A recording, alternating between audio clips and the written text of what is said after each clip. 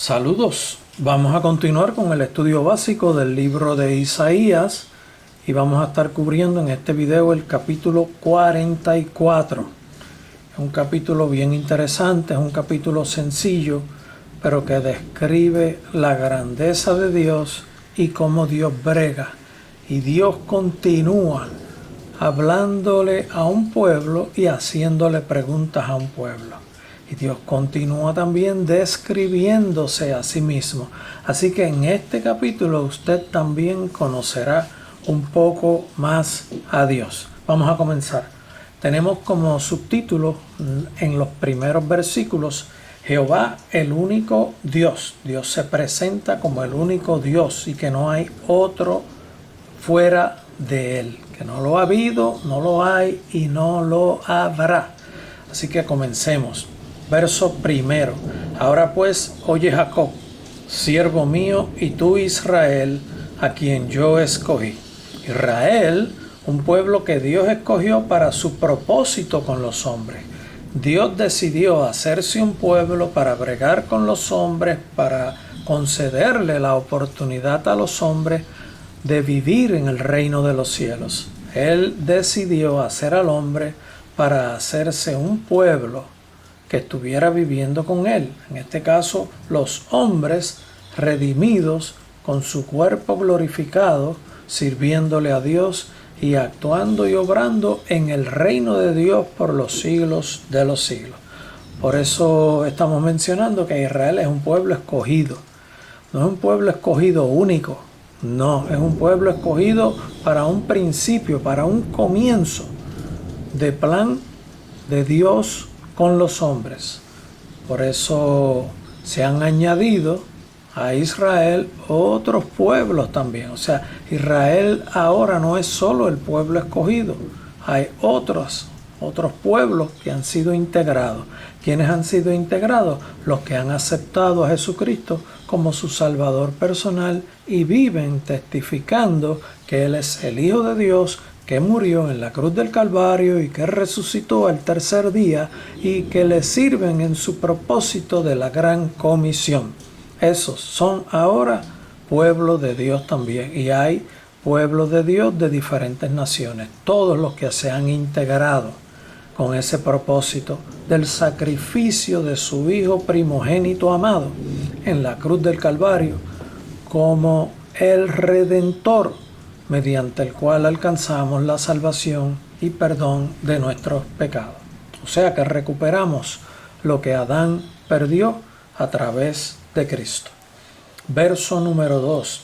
Así dice Jehová, hacedor tuyo, el que te formó desde el vientre, el cual te ayudará. No temas, siervo mío Jacob, y tú Jesurún. Jesurún es un nombre poético otorgado a Israel que expresa cariño, es una forma cariñosa de llamar a Israel. Jesurún, apréndase eso, Jesurún. Dios nos dice Jesurún a nosotros. Vuelvo y leo. Así dice Jehová, hacedor tuyo, el que te formó desde el vientre, el cual te ayudará. No temas, siervo mío Jacob, y tú Jesurún, a quien yo escogí. Así que Dios nos ama, nos ha hecho, nos ha escogido, nos ha formado desde el vientre de nuestras madres. Él fue quien nos formó con un propósito. Y si Él nos formó, no hay por qué temer, porque también promete ayudarnos. Ahí Él lo está diciendo, el cual te ayudará. Verso 3.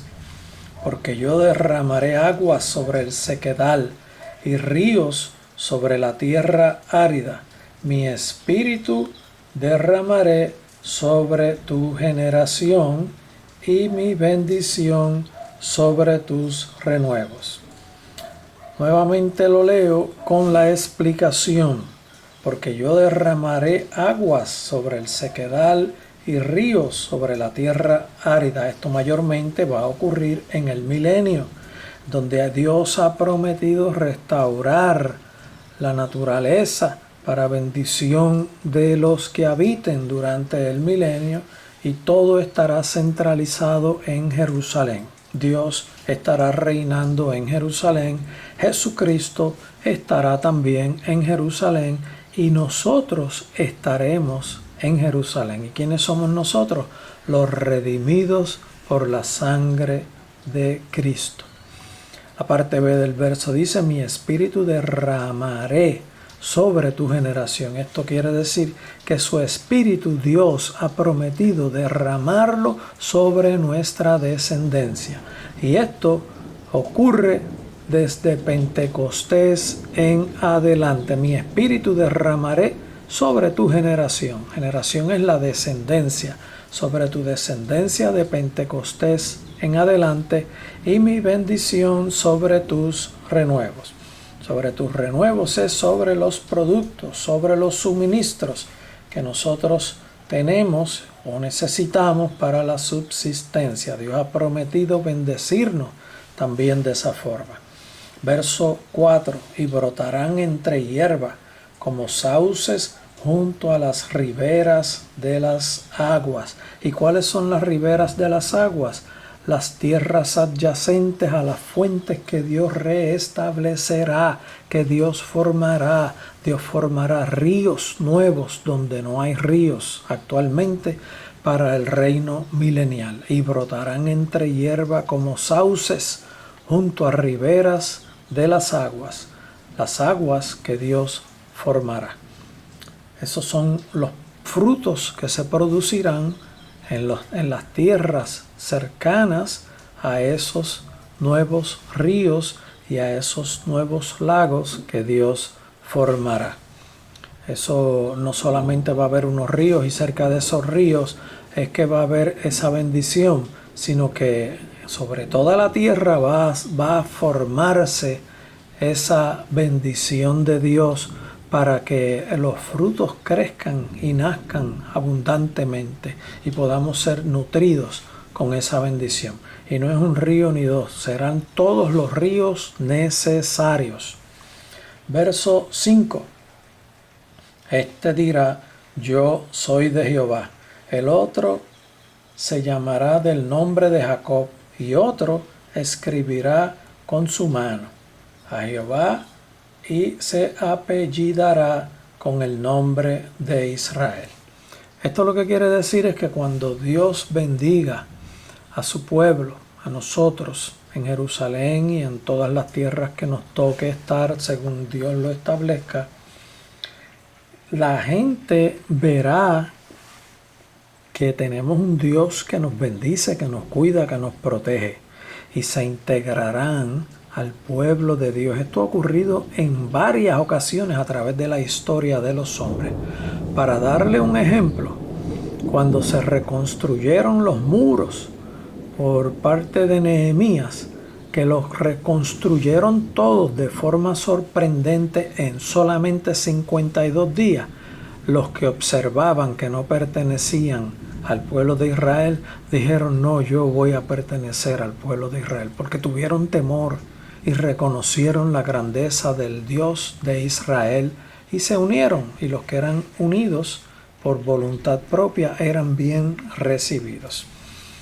Voy a volver el verso con la explicación, voy a volver a leerlo completo. Este dirá: yo soy de Jehová, y el otro se llamará del nombre de Jacob, y otro escribirá con su mano a Jehová, y se apellidará con el nombre de Israel. Y esto será por el dominio y bendición de Dios. La gente se integrará al pueblo de Dios, como ha ocurrido en otras ocasiones, cuando ven el poder de Dios manifestado. El verso 6 dice: así dice Jehová, el Rey de Israel y su Redentor, Jehová de los ejércitos: yo soy el primero y yo soy el postrero, y fuera de mí no hay Dios. Dios hablando bien claro: yo soy el principio y el final, yo soy el alfa y el omega, yo soy el primero y el último, yo soy el que era, el que es y el que serás, y será, y fuera de mí no hay nadie más. Eso lo dice nuestro Dios Todopoderoso. Yo soy el primero y yo soy el postrero, y fuera de mí no hay Dios. Verso 7. ¿Y quién proclamará lo venidero? Aquí Dios está haciendo una reclamación al pueblo. ¿Quién, en otras palabras, quién puede hacer las cosas que yo hago? ¿Quién es capaz de asemejarse a mí? En el verso anterior le había dicho, y no hay Dios fuera de mí. Aquí está diciendo, ¿y quién es capaz de hacer las cosas que yo hago? ¿Y quién proclamará lo venidero? Lo declarará y lo pondrá en orden delante de mí, como hago yo, desde que establecí el pueblo antiguo. Anúncienles lo que viene y lo que está por venir. O sea, ¿quién puede hacer las cosas que yo hago? ¿Quién ha anunciado desde el principio todos los acontecimientos que van a estar ocurriendo sobre la faz de la tierra con los hombres? Que Dios la ha ido profetizando y todos se han cumplido. ¿Quién puede hacer eso? Búsquenme uno. No aparecía ninguno porque no lo hay. Verso 8. No temáis ni os amedrentéis. No te lo hice oír desde la antigüedad y te lo dije. Luego vosotros sois mis testigos. No hay Dios sino yo. No hay fuerte. No conozco ninguno. No temáis ni os amedrentéis. No tengan miedo. Yo te lo dije desde la antigüedad. Te lo dejé saber. Por lo tanto, ustedes son mis testigos. No hay fuerte. No conozco ninguno, dice Jehová. Dios es el único todopoderoso. Vamos ahora a cubrir unos versos que tienen un subtítulo que habla de la insensatez de la idolatría. Aquí prácticamente Dios lo que hace es describir a los idólatras cómo ellos actúan y qué sentido tienen las cosas que hacen. Verso 9. Los formadores de imágenes de talla, todos ellos son vanidad. O sea, todos ellos no valen nada, no son huecos, no tienen ningún valor. Lo dice Dios y es la realidad. Los formadores de imágenes de talla, todos ellos son vanidad.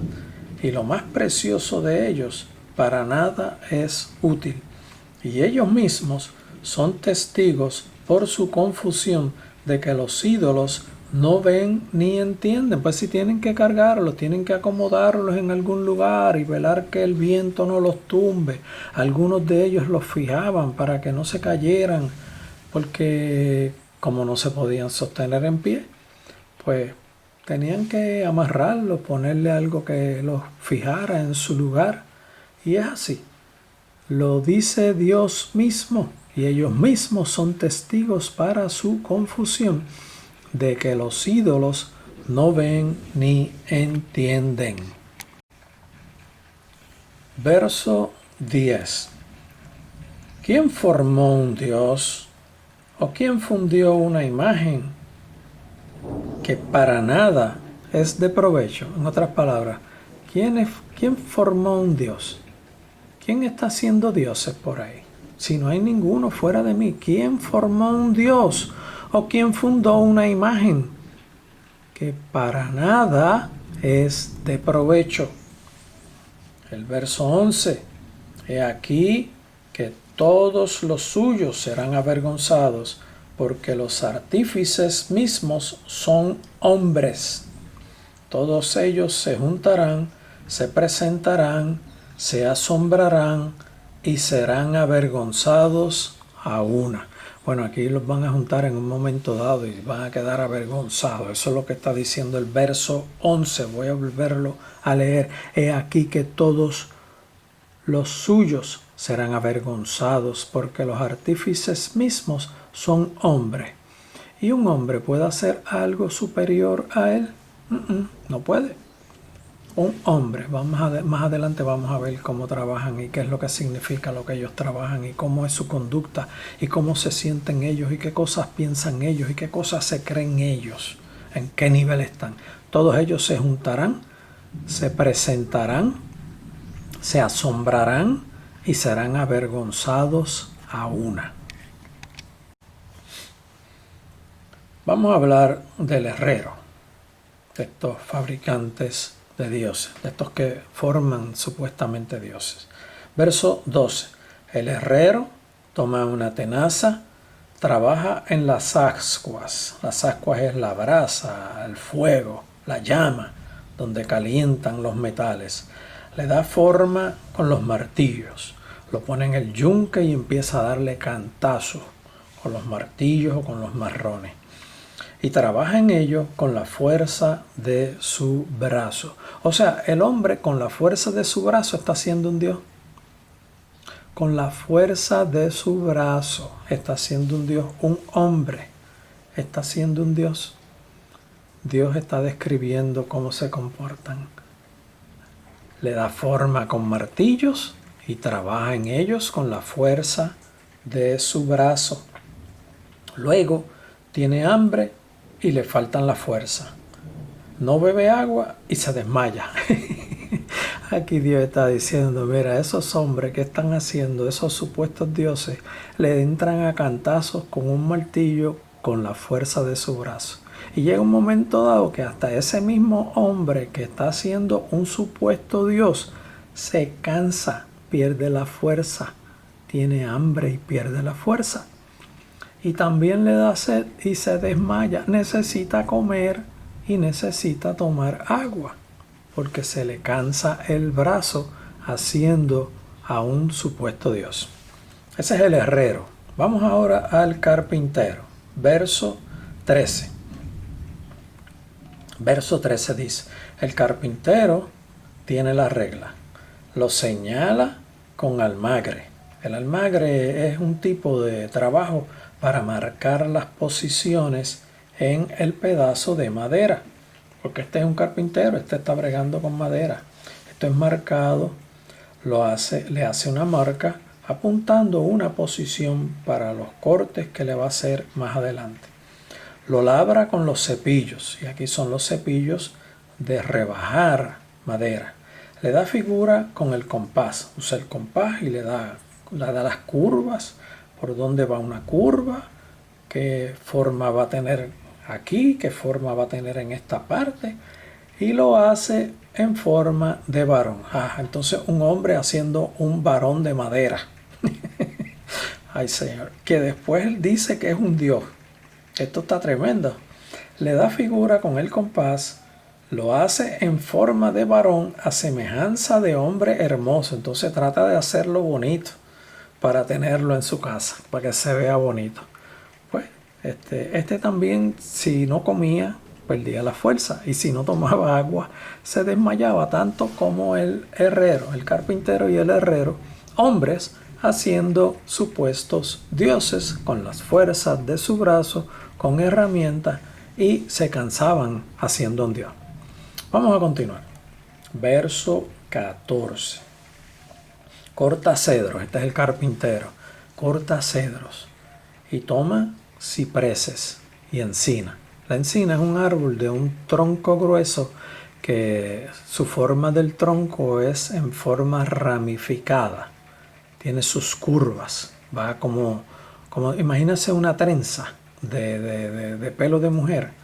Pues este tronco que es grueso tiene unas ramificaciones parecidas,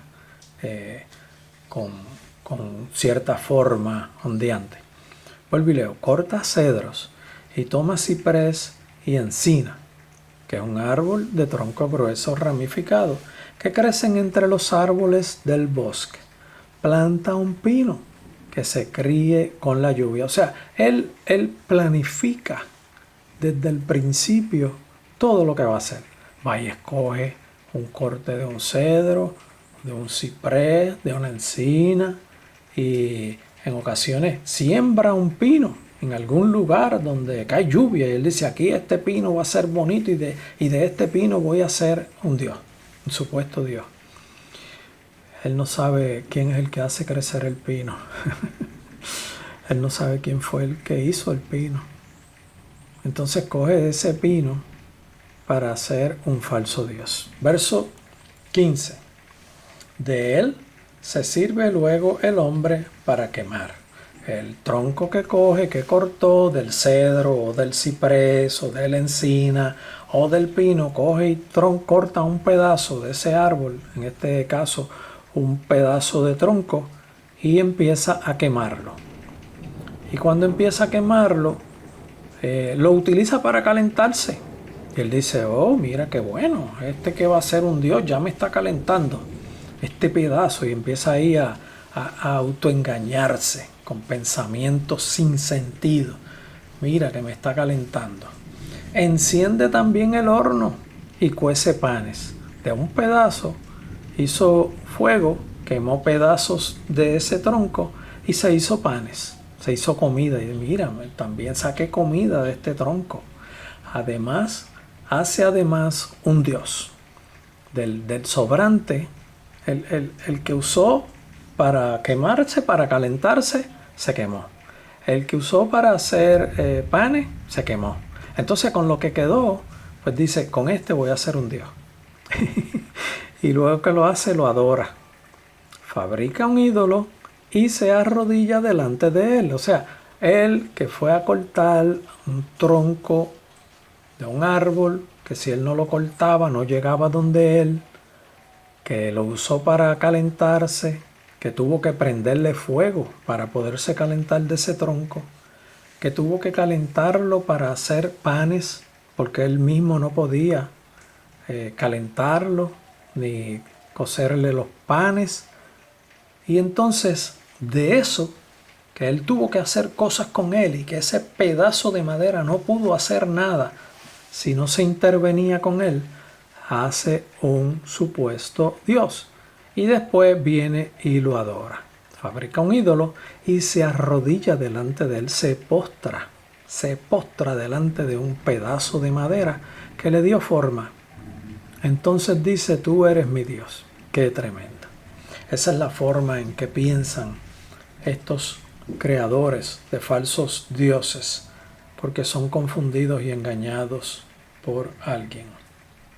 Verso 16. Parte del leño quema con el fuego, con parte de él come carne, prepara un asado y se sacía. Después se calienta y dice, oh, me he calentado, he visto el fuego que ha salido de ese tronco. ¡Qué tronco maravilloso! Así son, así piensan, así ven las cosas, así actúan. Parte del leño quema en el fuego, con parte de él come carne. Prepara un asado y se llena del asado, come el asado. Después se calienta y dice, oh, me he calentado. He visto el fuego que produce ese horno, ese fuego del tronco ahí. Oh, y empieza a emocionarse con el engaño del enemigo, que el enemigo lo inyecta, le tira dardos. El enemigo le tira dardos, lo confunde, pero ellos se quieren confundir, se dejan confundir porque se alejan de Dios, no buscan de Dios. Si estuvieran buscando de Dios, se darían cuenta de la ignorancia en donde se han metido. Verso 17. Y hace del sobrante un dios, o sea, de lo que sobró, de lo que usó después, que lo que sobró, hace un dios, un ídolo suyo, un ídolo para él, un dios para él, que no es para nadie. Se postra delante de él, lo adora. Aquí lo peor es que lo adora también. Y le ruega diciendo, líbrame, porque mi Dios eres tú. Miren la actuación totalmente contraria a lo divino. Dios hizo al hombre. Dios ha prometido cuidar al hombre. Dios ha prometido bendecir al hombre. Lo cuida, lo bendice. Cuando el hombre se alinea con Dios, tiene protección de parte de Dios. El hombre no hizo a Dios. Dios hizo al hombre. Y ese Dios que hizo al hombre lo cuida, lo protege, lo libra de todo mal, lo bendice y mayormente, lo más grande, le da salvación y vida eterna. Ese es el único Dios verdadero. Pero en el verso 17, y hace del sobrante un Dios, un ídolo suyo, se postra delante de él. Este es el que hace el Dios. El hombre haciendo un Dios, y Dios hizo al hombre. ¿Ven la diferencia? Opuesto totalmente. lo adora y le ruega diciendo: líbrame, porque mi Dios eres tú. Esto es abominación a Jehová, porque es un rechazo totalmente a Dios. Y esto cuando dice líbrame porque mi Dios eres tú, están diciendo Jehová no es mi Dios. Es un rechazo tajante al Dios verdadero. No saben ni entienden, porque cerrados están sus ojos para no ver y su corazón para no entender. ¿Y por qué están cerrados sus ojos para no ver? Porque ellos se alejaron de Dios. ¿Y por qué su corazón no entiende? Porque se han alejado de Dios, han rechazado al único Dios verdadero. Entonces los coge allá más abajo el enemigo de las almas, los engaña, los confunde y hace con ellos lo que le da prácticamente la gana. Esa es la expresión verdadera. Verso 19. No discurre para consigo, no tiene sentido ni entendimiento para decir: parte de esto quemé en el fuego, y sobre sus brasas cocí pan, hace carne y la comí. Fíjense que no tiene el más mínimo sentido de entendimiento de que él mismo fue el que coció el pan, el que hizo brasas para hacerse la carne y comer. El tronco no hizo nada, el tronco fue quemado y el fuego que producía calentó para hacer pan, para calentar comida, para que comiera, pero el tronco no pudo hacer nada. Es más, el tronco se estaba quemando, se estaba desintegrando. Y eso no lo entiende el fabricante de ídolos. Continúa el verso 19, vamos a leerlo completo. No discutiré, no discurre. No discurre quiere decir no piensa, no analiza, no entiende, no sabe el porqué de las cosas, no las conoce, no discurre para consigo, no tiene sentido ni entendimiento para decir: parte de esto quemé en el fuego, quemé yo mismo, y sobre sus brasas cocí pan, hacé carne y la comí. Haré del resto de él una abominación. Me postraré delante de un tronco de árbol. Haré del resto de él una abominación. Me postraré delante de un tronco de árbol. O sea, él no se hace ni esas preguntas. Él va ciego, porque está alejado de Dios, está sin entendimiento. Verso 20. De ceniza se alimenta, su corazón engañado le desvía. ¿Quién es el que lo engaña? El enemigo de las almas es quien lo engaña, Satanás. Y los que están con Satanás, que trabajan en favor del reino de las tinieblas. Ese es el que lo engaña. Y el apóstol Pablo nos lo expresa muy bien: tira dardos a la mente. Él no lee la mente, pero tira dardos a la mente. O sea, a nivel espiritual habla.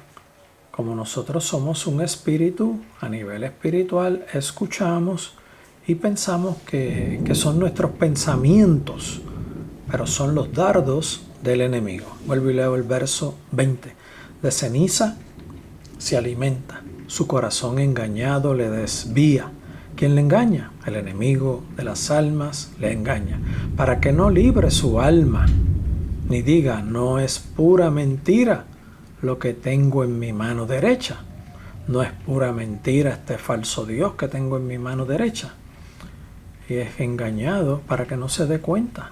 Vuelvo y repito, no se da cuenta porque está alejado de Dios y ha perdido toda sabiduría y todo entendimiento, porque nada apartado de Dios tiene entendimiento claro. Vamos ahora a cubrir unos versos que tienen un subtítulo que se le ha puesto: Jehová es el Redentor de Israel. Verso 21. Acuérdate de estas cosas, oh Jacob e Israel, porque mi siervo eres.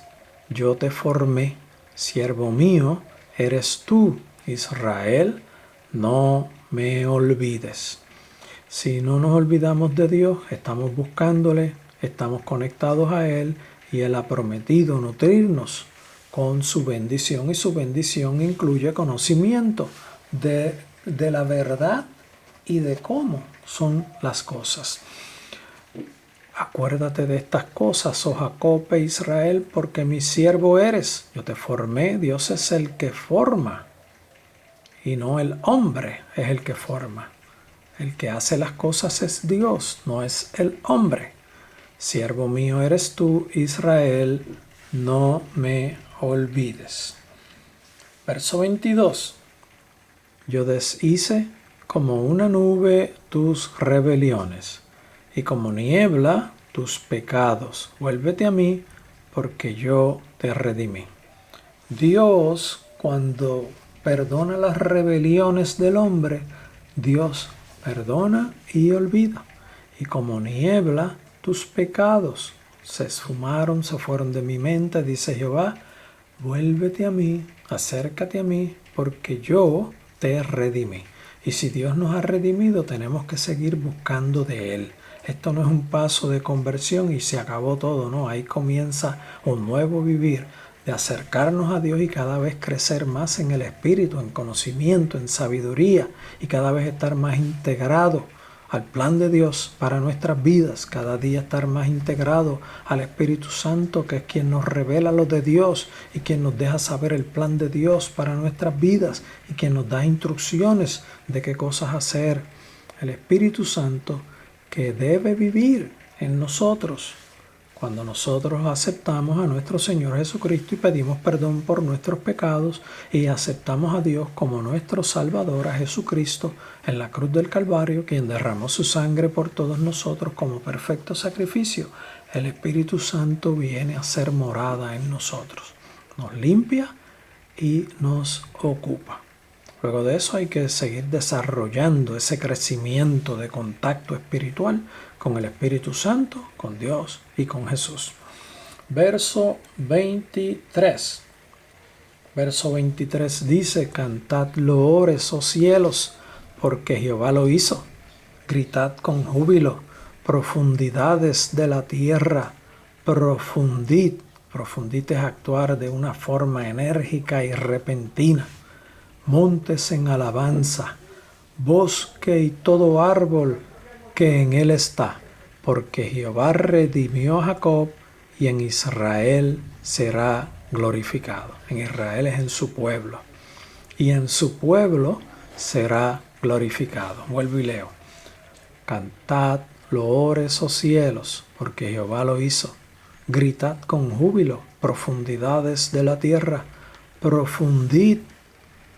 Actuar de forma enérgica y repentina. Prorrumpid montes en alabanza, bosque y todo árbol que en él está, porque Jehová redimió a Jacob y en Israel será glorificado. Esto es, toda la tierra alabe a Jehová de forma enérgica, porque Jehová redimió a Jacob y en Israel será glorificado. Jacob representa a aquel que está Dios bregando con él y más adelante se convierte en Israel. Más adelante se convierte a Jesús, en este caso en nuestra época actual. Verso 24. Así dice Jehová tu Redentor, que te formó desde el vientre. Yo Jehová, que lo hago todo, que extiendo solo los cielos, que extiendo la tierra por mí mismo. Yo solo extiendo los cielos. Yo solo extiendo la tierra por mí mismo, por mi decisión, porque quiero hacerlo para redimir al hombre. Yo por mí mismo hago todas esas cosas. Así dice Jehová tu Redentor, que te formó desde el vientre. Todo lo hace Él. Verso 25. Que deshago las señales de los adivinos y enloquezco a los agoreros. El agorero es el que predice o anuncia con poco fundamento males o desdichas. Que deshago las señales de los adivinos, confundo a los adivinos. Los confundo, por como están ellos entenebrecidos en su pensamiento, Dios los confunde porque no llega a ellos sabiduría y entendimiento, y enloquezco a los agoreros que están enredados en sus pensamientos erróneos y confusos, que hago volver atrás a los sabios y desvanezco su sabiduría. Y estos sabios son sabios en su propia opinión. Los que se creen que saben, eso abundan mucho. Siempre, en todas las épocas. Y yo creo que mientras más tiempo pasa el hombre sobre la faz de la tierra, más abundan estos supuestos sabios que se creen sabios, pero están lejos de Dios, y lejos de Dios no hay sabio ninguno. Que hago volver atrás a los sabios y desvanezco su sabiduría. Dios tiene control de todo. Nada alejado de Dios funciona bien.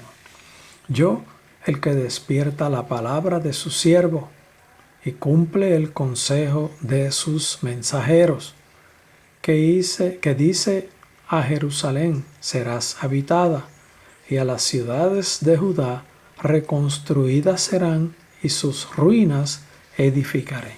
O sea, el Dios que habla la palabra, que usa a sus mensajeros, a sus siervos, y su palabra se cumple. Que dice a Jerusalén serás habitada. Bueno, sí, cuando Dios dijo que iban a regresar a sus tierras, regresaron. Todas las veces han regresado, que Dios lo ha anunciado. Y a las ciudades de Judá también. Reconstruidas serán, cuando Dios ha dicho que reconstruidas serán, todas las veces que ha dicho que van a ser reconstruidas, han sido reconstruidas. Y sus ruinas reedificaré. Aquí en la fecha en que se estaba hablando, pues había unas ruinas en Jerusalén, en el reino del sur, y con Nehemías fueron reedificadas. Y más adelante, en el año 70, hubo una destrucción que Dios anunció también que se restablecería y su pueblo regresaría, y eso ocurrió.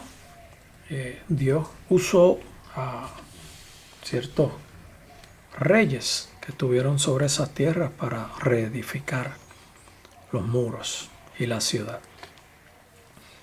Verso 27, que dice: a las profundidades secaos, y tus ríos haré secar. Que dice a todo cuerpo de agua que se seca, y se seca. O sea, el Dios que dice que va a hacer río, hace río. El Dios que dice que va a secar los ríos, seca los ríos. Lo que Él dice se cumple, es lo que quiere decir. Verso 28, que dice de Ciro: es mi pastor y cumplirá todo lo que yo, adelante dice, quiero. Que dice de Ciro: Ciro el Grande, rey de Persia, en su primer año de reinado, fue incitado por Dios, fue dirigido por Dios, fue inquietado por Dios para que decretara que el templo de Jerusalén debía ser reconstruido y que los muros también debían de ser reconstruidos, y que los judíos que lo desearan podían regresar a su tierra. Esto Dios lo había dicho y se cumplió. Y usó al rey Ciro, el Grande, rey de Persia. Es mi pastor y cumplirá todo lo que yo quiero. Al decir a Jerusalén serás edificada, y al templo serás fundado. Bueno, este es el capítulo, el final del capítulo. Así que Dios me los bendiga. Nos veremos próximamente en el capítulo 35. Dios les bendiga.